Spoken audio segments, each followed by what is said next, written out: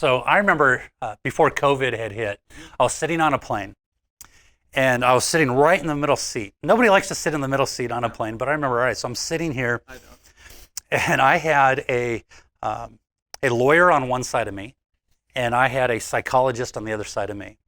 And then I had some Mormon elders behind me and some Hasidic Jews in front of me in their full Jewish garb, right? Yeah. So I go, this is going to be an interesting conversation. And I just remember thinking to myself, I have to keep my cool, right? Because I can go down a rabbit trail with a million different directions here. Even if the Mormons agreeing with you, but you're like, I'm not with them. Right, you know? Right. So I'm thinking, how can I cordially bring in the gospel and discuss these things? And I remember talking to the guy next to me. I said, listen, I love you. And he goes, you can't love me. You just met me. I said, well, that's based on your worldview. I understand that because you've never loved someone you just met. But within the Christian worldview, he has placed and spread abroad his love in our hearts so we can love the unlovable. And then this lawyer next to me started debating with me. The Jews started, the Jewish turning people around and they're listening. And the Mormons, LDS, are leaning forward. Sure. So now for the next 2 hours, the lawyer and I, atheist, were going back and forth, back and forth, back and forth. And it was loud enough to where people were actually saying, speak up, speak louder. I don't typically get that on a plane. People were telling you to speak louder. People were telling us both to speak louder because they wanted to listen in. It's like a debate on CNN or something. Yeah, right. I felt like Bill Maher was right there, and I'm like in the hot seat, and all these people are kind of coming up against me. Wow.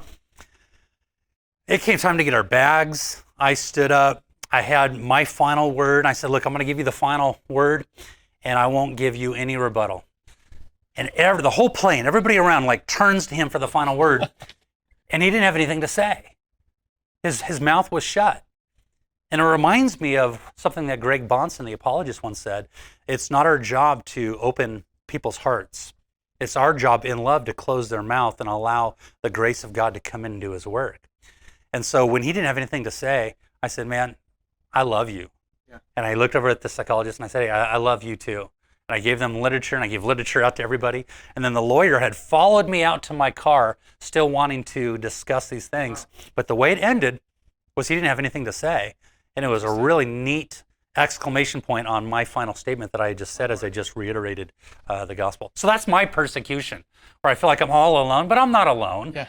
God's leading us. Do you think any of those people were Christians or like speak up, speak louder? Or is it kind of just people are more interested in the whole debate part? Yeah, that's a good question. I haven't really experienced something like, I've been told to be quiet on a plane because I've been too loud. That's one of the rare scenarios. So nobody told me they were a Christian when they were leaving. Sure. And I have had scenarios where people have come up to me afterwards, as you have, and to say, hey, I was praying for you while you're engaged in a dialogue. Oh, Mark, that's a cool story. I love that.